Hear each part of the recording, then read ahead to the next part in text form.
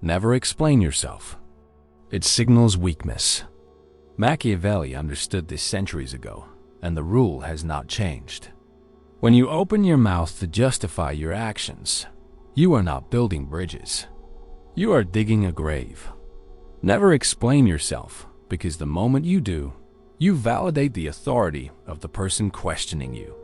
It signals weakness to the primal brain of every observer in the room. Machiavelli warned us that the prince must be feared rather than loved.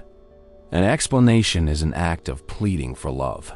You think you are clarifying the truth, but you are actually signaling that your status is lower than your accusers. Never explain yourself if you wish to retain power. It signals weakness because it shows your internal stability relies on external validation. Machiavelli would look at your modern habit of over-explaining texts, emails, and decisions with absolute disgust. To him, power is silence. Never explain yourself because you are the sovereign of your own reality. It signals weakness to apologize for your existence. Machiavelli knew that the lion does not explain its hunt to the gazelle, and the king does not debate his decree with the peasant. Never explain yourself. It signals weakness. Machiavelli is your guide here.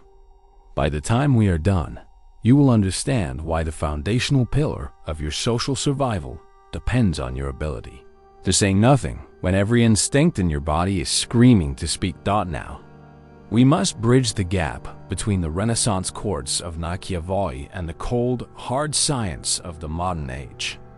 We look to the frameworks of evolutionary psychologist David Buss. This is not just philosophy. This is biology. Buss and his contemporaries have mapped the mating strategies and status hierarchies of the human animal. What they found is terrifyingly simple. Status is determined by who reacts to whom. In the animal kingdom, the alpha does not react. The alpha acts. The betas, the gammas, the lower-tier entities, they are purely reactive. They are hypervigilant, constantly scanning the alpha for cues, constantly adjusting their behavior to avoid punishment. When you explain yourself, you are biologically mimicking the behavior of a subordinate primate trying to avoid a beating. Your cortisol spikes. Your heart rate increases. Your voice pitch elevates. You are displaying the physiological markers of prey. When you refuse to explain, when you hold the frame, you hijack this evolutionary programming. You signal that you are not part of the hierarchy that questions. You are the hierarchy that decides. This is the dark method. It is not about being polite. It is about overriding the biological imperativo submit. You are hacking the social software of everyone around you. The moment you open your mouth to explain yourself, you have already lost. Picture it. The accusation lands, a subtle jab at a dinner party, a questioning of your competence in a meeting, a lover twisting your words. You feel the heat rise in your chest. The cortisol spikes. Your brain screams that you are being misunderstood, that the truth is being distorted, that you must correct the record immediately. So you speak, you clarify, you justify, you offer context, and in that exact second, you have handed them your throat. Because the world does not judge you by the truth of your words. It judges you by the desperation of your delivery. The one who explains is the one who submits. The one who defends is the one who accepts the other person's authority to judge them. Niccolo Machiavelli, the master of power dynamics, understood the brutal truth that modern society has tried to breed out of you. He knew that power is not about being right. It is about who holds the frame. And the moment you defend yourself, you step into their frame. You become the defendant in their courtroom. But what if you didn't? What if, when the attack comes, you did the one thing that terrifies a manipulator more than anything else? Most people go through life as emotional puppets. They are pulled by the strings of other people's opinions. Someone frowns, they apologize. Someone accuses, they explain. They live in a constant state of reactive defense, trying to prove they are good, smart, or worthy. It is a miserable way to exist. It is a slow suffocation of the soul. By now, half of the people watching have already left because they are too weak for this truth. But you are still here. Why? Because you know your reality is a lie. You know that the nice guy routine has gotten you nothing but disrespect. You are staying because deep down, you want to burn the part of you that begs for scraps of approval. Good. Let it burn. But there is a different way. A way of moving through the world that is so detached, so sovereign, and so psychologically impenetrable that insults do not just bounce off you. They dissolve before they even touch you. This is not about being cold. It is not about being arrogant. It is about a fundamental shift in where you derive your reality. Today, we are going to dissect the psychology of the non-defense. We are going to look at why your biology betrays you in these moments and how to override it with a strategy that Machiavelli would have whispered to a prince. I am going to show you how to flip the power dynamic instantly, how to make the attacker doubt their own sanity, and how to use silence not as an absence of noise, but as a weapon of mass destruction against someone's ego. But be warned, this requires you to kill a part of yourself that you have been feeding since you were a child, the part of you that begs to be understood, the part of you that needs permission. If you can kill that need, you become dangerous. You become untouchable. So why do you do it? Why? When someone challenges you, is your first instinct to provide evidence of your innocence? It starts in childhood. Think back to when you were 5 years old and a parent or a teacher accused you of something. What was the only way to escape punishment? Explanation. I didn't break it, it fell. I didn't hit him, he hit me first. You learned that authority figures hold the power of judgment. And you learned that your survival depended on convincing that authority figure that you were good. The problem is you grew up, but your psyche didn't. You are walking around the world projecting that authority figure onto everyone you meet. Your boss, your partner, the stranger on the internet, even your enemies. When you defend yourself against someone, you are subconsciously saying, you are the judge. I am the child. Please accept my plea so I can feel safe again. It reeks of weakness. And human beings, primal as we are, can smell that scent of submission from a mile away. Machiavelli wrote, "It is much safer to be feared than loved." Now translate that to modern social dynamics. It is much safer to be respected than understood.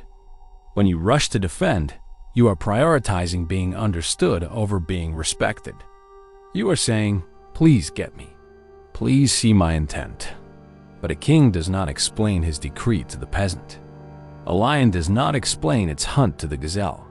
The moment you start rambling, giving reasons, showing texts, bringing up past events to prove your point, you have signaled that your internal stability depends on their agreement. You have given them the key to your house. And once they have that key, they can trash the place whenever they want. This is the trap of the validating self. You believe that if you just explain it clearly enough, they will say, "Oh, I see now. You were right. I was wrong." How often does that actually happen? Almost never, because the attack was never about the facts. It was about the power. They didn't accuse you because they wanted the truth. They accused you to see if you would jump, and you jumped. The first step to becoming untouchable is to realize that the courtroom does not exist. There is no judge. There is no jury. There is only you and your perception of reality. When you stop treating other people like judges, their accusations stop sounding like sentences. They start sounding like opinions. And opinions are just noise.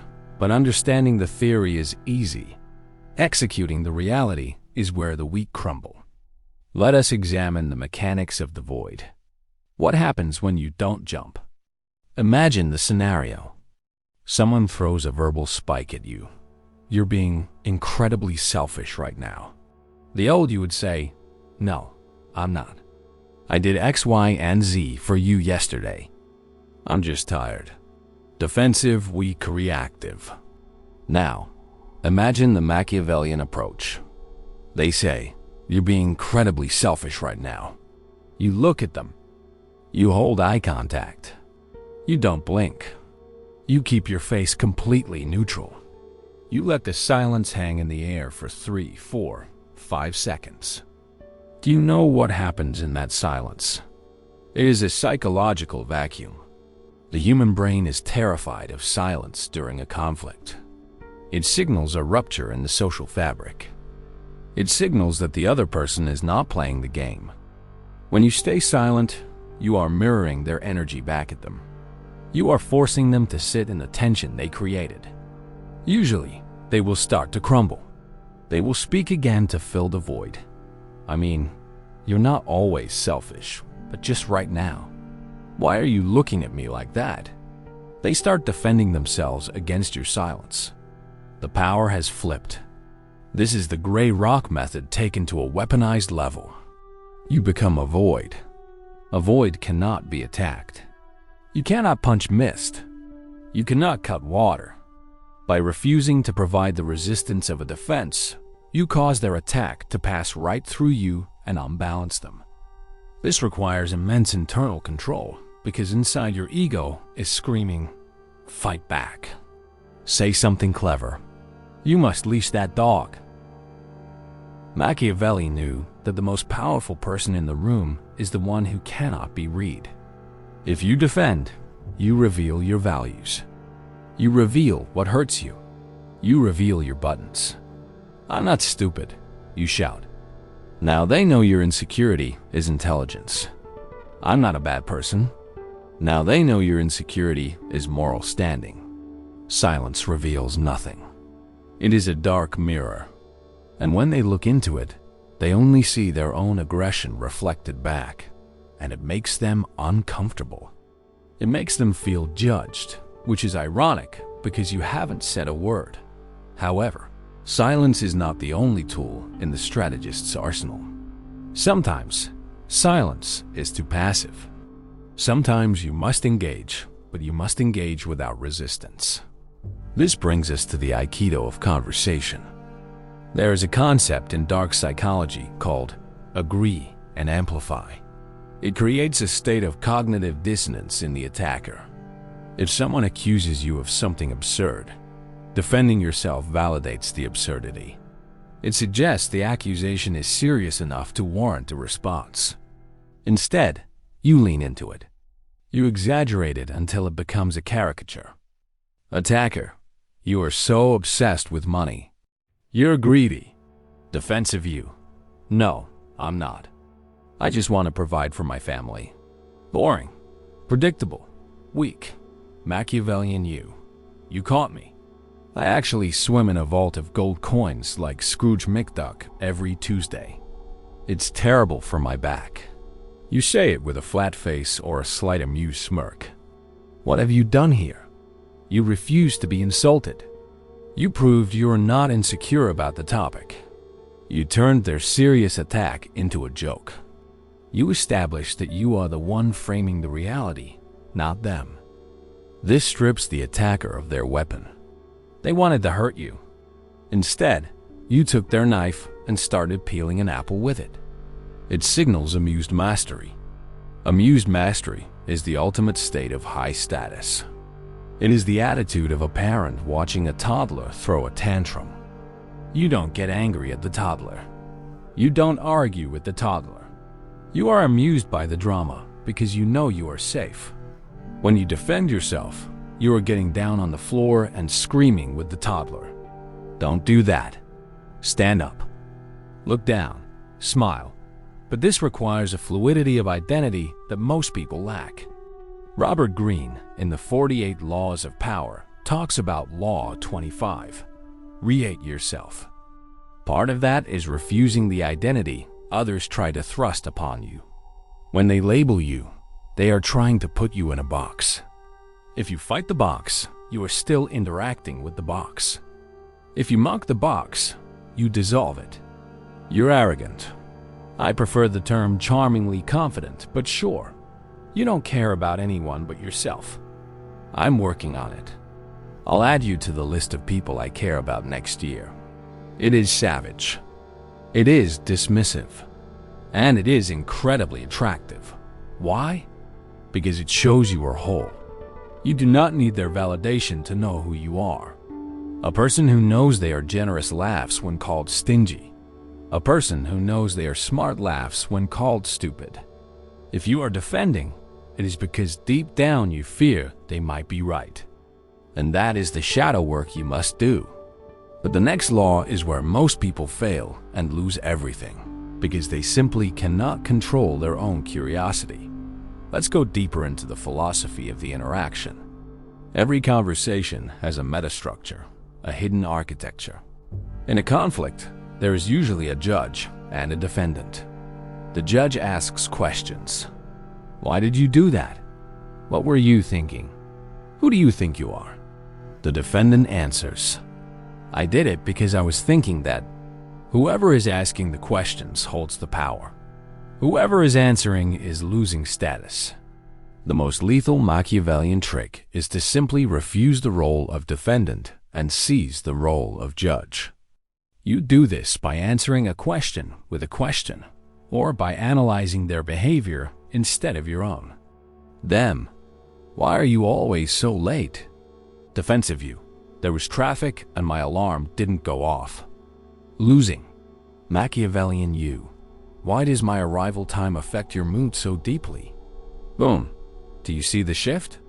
Suddenly, we are not talking about the clock. We are talking about their emotional stability. We are talking about their reaction. You have put the spotlight back on them. Them, you're being ridiculous. Machiavellian you. What makes you feel the need to use labels like that to get your point across? You are psychoanalyzing them in real time. This is infuriating to a manipulator. They want you on your back foot. Instead, you are walking around them, observing them like a specimen in a jar. It's interesting that you perceive it that way. Does saying that make you feel better? You seem very invested in this. These phrases are shields. They acknowledge the sound coming out of the other person's mouth, but they do not accept the content. It is a boundary, a verbal force field. You are saying, this is your stuff, not mine. Keep it. This is not just a technique. It is a spiritual stance. It is the realization that other people's perceptions of you are none of your business. Their anger is their problem. Their disappointment is their responsibility to manage. When you defend, you are trying to carry their emotional baggage for them. You are trying to fix their feelings. Stop it. Let them carry their own weight. Now for the paradox. Sometimes, the most aggressive, defensive, power-flipping move you can make is to agree, but not the way you think. This is not the agreement of submission. It is the agreement of the abyss. Imagine someone is screaming at you. They are listing your flaws. They are trying to provoke a fight. You look them in the eye and say calmly, "You're right." And then you stop talking. "You're right. I am difficult sometimes. You're right. I did mess that up." This is the fogging technique. When you throw a rock into a fog bank, what happens? Nothing. No thud. No rebound. It just disappears. When you agree with an attacker, you steal their momentum. They are pushing against a door, expecting it to be locked. When you open the door, they fall on their face. They want to fight. They want resistance. Resistance validates their anger. Agreement neutralizes it. But here is the nuance. You must agree with the truth in their statement without accepting the shame they are trying to attach to it. There is a difference between admitting a mistake and accepting a character assassination. You messed up this report. You're incompetent. Defense. I'm not incompetent. The data was wrong. Power move. You're right. The report has errors. I'll fix it. Notice what was left out. You didn't address the incompetent part. You ignored the insult and addressed the fact. You took ownership of the action but not the identity. This signals immense confidence. Only a person who is secure in their competence can admit a mistake so easily. Insecure people fight to the death to prove they didn't make a mistake. Secure people say, "Oops, my bad," and move on. Machiavelli would call this disarming the enemy. If you lay down your sword, they look foolish holding theirs. It takes the wind out of their sails. It makes them look hysterical and you look grounded. And in the long run, history is written by the grounded.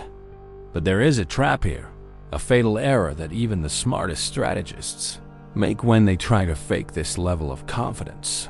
None of this works if it is just a tactic. If you are using these lines, but your voice is shaking, or your eyes are darting around, or your energy is screaming, "Please like me," it will fail. Dark psychology is 20% words and 80% nonverbal frame. You have to build the internal architecture to support the silence. This brings us back to the shadow. Why does it hurt when they attack you? Because they are touching a wound that is already there. If I tell you you have green skin, you won't get mad. You'll think I'm crazy. You won't defend yourself. You'll laugh. But if I tell you you are a failure and you defend yourself, it's because a part of you suspects I might be right. The ultimate defense is not a verbal technique. It is self-knowledge. It is looking into your own darkness, owning your own flaws, and accepting your own shadow. When you know you are capable of selfishness and someone calls you selfish, you say, "Sometimes." Yes, when you know you are capable of cruelty and someone calls you cruel, you say, "I can be." You cannot shame a man who has already accepted himself. You cannot expose a woman who has nothing left to hide. This is what it means to be untouchable. It means you have integrated the parts of yourself that others try to use against you. You become transparent. The light passes through. The arrows pass through. You are no longer a fortress that needs defending. You are the wind society, and the weak people who populate it will try to sell you the myth of balance. They will tell you that relationships are about compromise, that you should meet people halfway, that you should be vulnerable. They are lying. Balance is a concept invented by the mediocre to slow down the exceptional. In the realm of power, there is no balance. There is only leverage. Extremism in strategy is the only path to dominance. When you adopt the mindset of never explaining, you are becoming an extremist of the self. You are drawing a hard line in the sand that says, "I exist," and that is enough. The balanced person tries to appease. The balanced person tries to be fair. And the balanced person gets eaten alive by the narcissist, the corporate climber, and the manipulator. You must swing the pendulum to the extreme of sovereignty. You must become comfortable with being the villain in their story so that you can be the hero in yours. If you are constantly trying to be fair, you are operating from a deficit. You are negotiating your own worth. Stop negotiating. The price is fixed. The price is your silence. If they cannot afford it, they cannot access you. It is that simple. So here is the challenge. For the next 7 days, you are going to play a game. The game is called No Defense. No matter what happens, no matter how small the accusation, you are forbidden from explaining yourself. If you are late, say, "I'm late." Do not give the reason. If you spill the coffee, say, "I spilled the coffee." Do not blame the cup. If someone misunderstands you, let them misunderstand you. Sit in the fire of that discomfort. Feel the urge to fix it, to manage their perception, to be the good guy, and let that urge burn to ash. Watch what happens to the people around you. Watch how they react when you stop playing the game. You will see confusion, then respect, then a strange kind of magnetism because people are drawn to certainty, And nothing screams certainty louder than a person who does not need to explain why they exist. You are reclaiming your energy. You are plugging the leaks in your soul. You are stepping out of the role of the child and into the role of the sovereign. The world will try to pull you back. It will try to bait you. It loves a reaction. Don't give it one. Keep your mystery. Keep your power. Keep your silence. If this philosophy resonates with the darker, deeper part of your mind, the part that is tired of performing for others, then you know what to do. Subscribe, but not because I asked you to. Subscribe because you are done being a prey animal in a world of predators.